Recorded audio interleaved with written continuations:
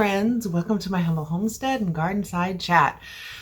To many of you who have so many questions about this AIP protocol diet or paleo diet that I'm doing, I have been feeling better. The first couple days, I went through that detox flu. But what has helped me is some electrolyte water. And so I have put some sea salt and some lemon juice in my water, and that has really helped a lot. So I want to go over, I've gotten a lot of questions about the AIP protocol diet. And so I want to go over a little bit more in depth about what it is, the different phases, and then some myths about it. So, food is really a powerful tool to use to heal the body. AIP, or the autoimmune protocol or paleo diet, it's an anti-inflammatory diet that is used when you're trying to heal an autoimmune flare, like autoimmune symptoms or autoimmune diseases. There's just so many. I've covered those in another, but if you have an autoimmune disease or disorder, you know that you have it. Pain, inflammation, headaches, chronic fatigue, all of the things. So let's go over some myths. So the first myth I want to talk about is, do you have to be on AIP forever? No, you don't. I don't know that I could do it forever, let me tell you. So the AIP diet is not a forever diet. The AIP is one that you follow until your symptoms have cleared up. That's pretty much it. Or a few months until you know that until you see if it's helping you. You want to do it anywhere from like 30 to 90 days. It's kind of usually, some people do it longer, some people don't, but 30 to 90 days is kind of the time frame where you know if it's working for you. And then you can see if your symptoms will subside. And then you wean yourself off the diet. And we'll get into that more on, in reintroducing foods. It is an elimination in an anti-inflammatory diet where you eliminate anti-inflammatory foods. Then after your gut's healed, you reintroduce foods back one at a time to see how your body reacts. And then if you can tolerate them again. Because the AIP diet is so restricted, there are so many things that are taken out of your diet. You're cutting out dairy and seeds and processed foods and gluten and eggs and just so many things. It's allowing your body to heal itself. And then you're adding those things back in to see what it can or cannot tolerate. This helps us move forward to see what we should be eating on a regular daily diet or what we should just be having on special occasions. So that's really the bottom line. What are food triggers? What are things that we should keep in our diets daily? And what are things that we should just save for special occasions? So that's what, for me, what I'm trying to figure out. So, like when I go on a cruise, am I going to eat this way? No. But am I going to eat like that all the time? No. So that's kind of what I'm doing. But right now I'm healing my gut. So what's another myth? AIP is not a weight loss diet. That is not why I'm doing it. That's not why anybody should do it. You don't want to do this diet to lose weight. Now, I've already lost weight. The inflammation's coming down. Will that be a part of it? Yeah, probably. Why? Because we're taking out processed foods. We're taking out so many things. Our body is detoxifying. So yeah, that's just a benefit. It's more than likely going to happen. Some people that have a lot of autoimmune illnesses need to gain weight, and that might be something they do too. Your body's just healing, but you don't want to do this diet to lose weight. You want to do it to heal your body. Bringing down the inflammation is going to help with weight loss. It will. Eating good foods and healing your body, that's a natural way to do it, but you really want to focus on just feeling better. And that's why I'm doing it. And then the final myth I wanted to go over is it guaranteed to work? Well, no, it's not guaranteed to work. Is anything guaranteed really? But no, it's not guaranteed to work. However, I do know for myself, when I've healed my gut, I've run out and played tennis, and I've done so much. I've been a different person. I know what it's done for me when I've healed my gut health. There are many factors in autoimmune as well. Stress management, getting good sleep, other toxins that we put on, what do you use in your hair? What do you use on your teeth? What lotions do you use? What are you spraying toxin bug spray all over yourself? You know what I mean? There's just so many factors that I'm not even going to touch on in this video today. But, there's a lot we just want to really implement everything as a whole. We want to look at the whole picture, a whole health, whole wellness. That's what we want to look at. So anyway, how do you follow an AIP diet? Let's really get into that. What is it? What is AIP and how do you follow it? What do you do? AIP, it stands for the Autoimmune Protocol or Paleo Diet. That's what it stands for. It's what you follow if you're suffering from different autoimmune diseases or disorders. The concepts to remove anti-inflammatory foods and to fill your body with super nutrient dense foods to allow your body to heal. But before I go any further, I just want to thank you guys for watching and to remind you to please hit the subscribe button, the notification bell, so you'll be up on any new videos that come out, and give this a thumbs up if you're liking this series. I appreciate it. It does such good things for my channel. I really thank you guys so much for responding on all the different platforms that I have, but I also appreciate those thumbs up here too. Thanks so much. All right. My name is Trina. If you are new to my channel, I was diagnosed with postural orthostatic tachycardia syndrome with easily inducible VFib because I did have to be shocked back to life. That was in 1999 when I was going to school to be a doctor.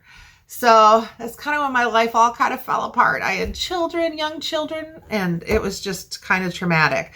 I had over 200 hospital stays back then. I was pretty much bedridden for almost 10 years. It was not a pretty sight. It was horrible. I do have some other videos that kind of go into my story a little bit more in the series here. I have since used food to heal my body. I have. So I do know that this works. I've also used some pool therapy, some other things, physical therapy, things that have gotten me when I was immobile back then. It was, but to this day and age, I use food. That's what I use to heal my body. I was originally going to school to be a doctor when I got sick. So the stress of all of that and the family, and I just think my body went into shock, and I was the poster child for women can't do it all, or that we can't do it all at one time. And I did study nutrition. My focus was on preventative. I really wanted to be into preventative medicine. That was really where my heart was. Doing this and being able to share this right now with you is still a big passion of mine. Even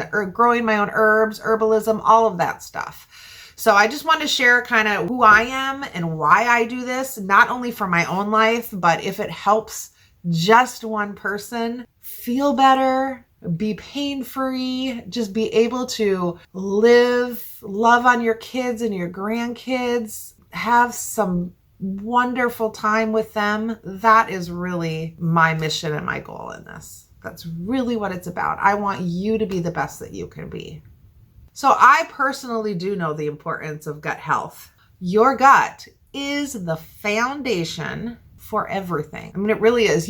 I've heard that so many times, but your gut really is the foundation for everything. It aids in digestion for food. It absorbs nutrients that it uses, and it fuels and maintains your body. So if your gut is imbalanced and your immune system's not working properly, your serotonin and your hormones hormone levels won't work either. And that makes it a challenge to stay healthy. So if you have an unhealthy gut, your body will struggle to rid itself of toxins. And if this occurs, it can cause many issues, so like chronic fatigue, chronic illnesses, and inflammation around the body, which believe me, I'm a testament of knowing that. So that's why people experience symptoms such as brain fog, diarrhea, constipation, gas, joint pain, muscle pain, etc., all of it. You may not realize this, but your brain is the second gut. Therefore, if your gut is not working, your brain struggles too. So that's why we say it all starts in the gut. So we need good gut health because it's whole body. It all goes together. I decided personally to do the AIP to heal my gut because of just going through so many headaches and back pain, neck pain, just arm pain, everything. I was just having so much. So I decided to do it to heal my gut. Even though I didn't think I was eating super bad. I mean, I do cook my own food. I have preserved a lot of food. I've been doing some baking. I've been doing I'd make banana bread and I did baking with white sugar and white flour. But I was telling myself, well, it's organic sugar and organic white flour. So I was thinking, I'm not going out and eating in restaurants. So I was just kind of like, it's not going to be so bad. But I know the effects of white sugar on my body. So after months of this, then I'd have migraines in the back and the neck. And I just ended up getting over not feeling well. I was just I got sick and tired of being sick and tired. Have you ever heard that? So I decided I was going to give it a try. I do know the importance of eating well to feel well. So I'm there. I know it's restrictive. For a long time, I was like, I don't think I can do that. But now, yes, I'm going to feel better. So I did a lot of research and studying on the AIP diet and why it works to heal the body. Having a medical and science background, I do like to have some scientific facts and information that is a little bit important to me. Show me the facts, ma'am. I like to know all of the facts when I do something as well as when I'm sharing it with other people. I have seen results, other people that done that, which is great. So that's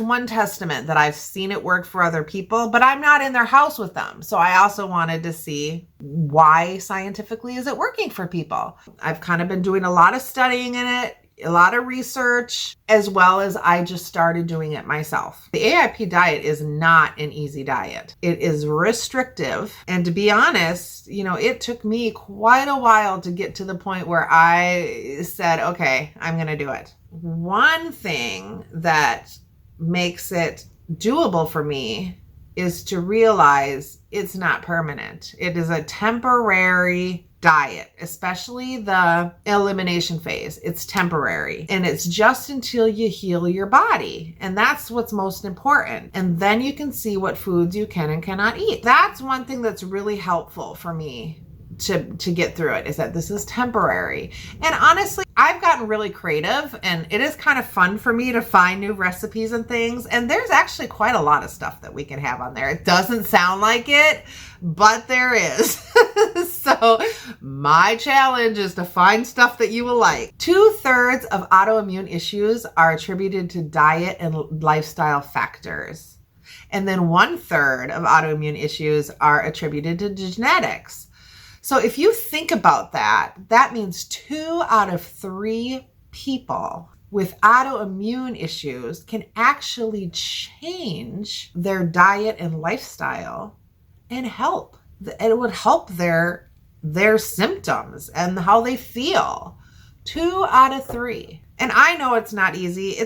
You have to get to that. I had to get to the point where I felt so bad that I was ready to do that. So I understand. It is just something to think about. Your immune system is there to protect you. It's to protect foreign bodies that come in, to fight off those foreign things, to keep you healthy. But when you have an autoimmune illness disorder, your body attacks itself. And it also attacks those healthy cells. So in the elimination phase of the diet, we're going to remove any foods that can elicit a negative reaction from your immune system. And you're going to replace them with nutrient-dense foods, which I'll go over in just a little bit here, so you'll know exactly what the foods are. And this is going to repair your gut health. Many people with immune issues have a leaky gut. Now, I did talk a little bit about a leaky gut in another video, but basically, it's holes in the stomach lining that cause different particles to leak through into your body system, which can look like different particles that then your immune system attacks because it thinks it's foreign objects, and then it just causes a whole big cycle. And then this causes flares and triggers and symptoms, especially with people with leaky gut. A lot of them experience a lot of skin issues like psoriasis and eczema. So that's one thing to look at if you do have a lot of skin things, is really gut,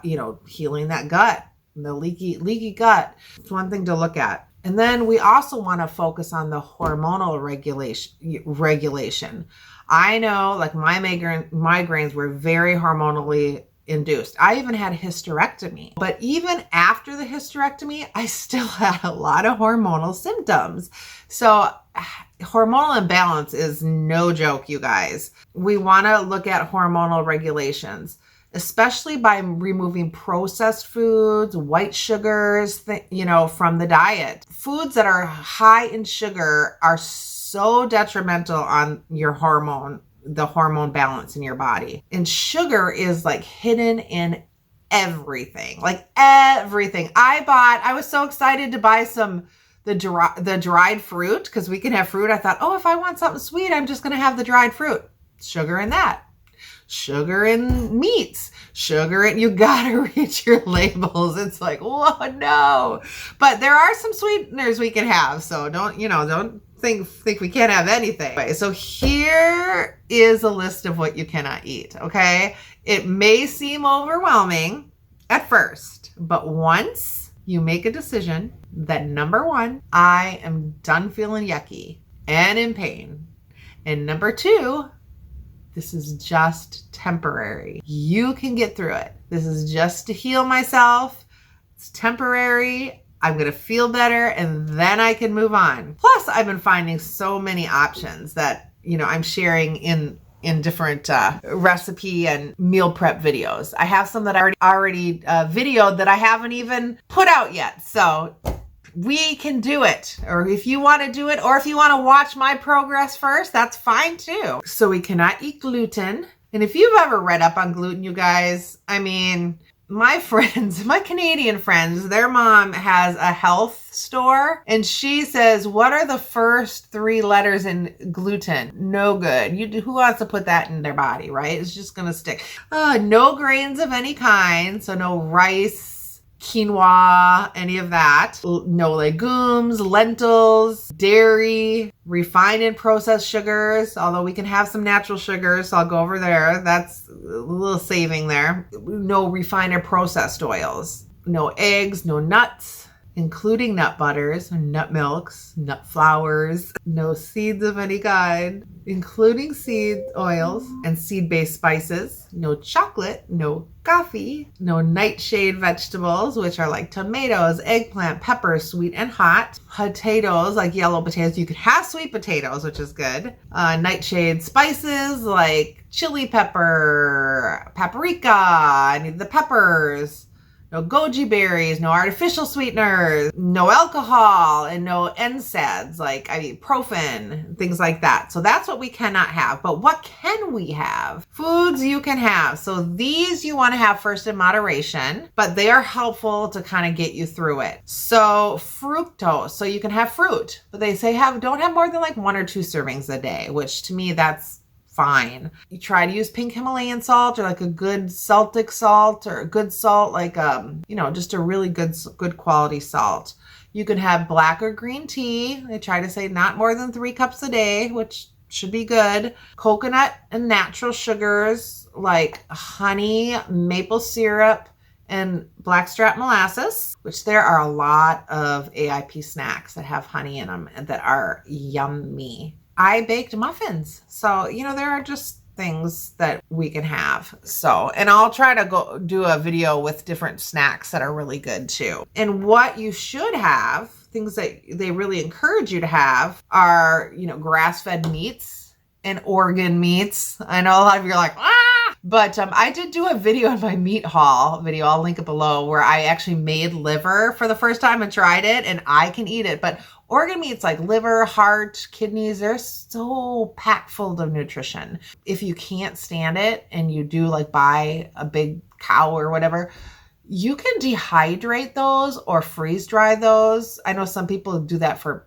pet treats, but you can actually put those in little capsules and take them as supplements. So just a little tip I thought of. You can have wild caught fish and seafood, any kind of vegetables, excluding the ones that we talked about, like the nightshade ones. They actually encourage you, they say, have every color of the rainbow of vegetables. So they really want you to have a good variety of it. Herbs and spices that are not seed-based or nightshade-based, healthy fats and oils that you can use are avocado, olive oil, and coconut oil. Fermented foods, which are really good for repairing the gut health, and bone broth, which is so full of benefits and nutrition. So I try to have bone broth in the morning. So it's just a good thing to have. Do your best to buy organic when it's possible. I mean, not everybody can, but do try to buy grass-fed and grass-finished meats. That's super important too. Do the best with what you can and what you have. And then they really encourage 8 servings of vegetables a day.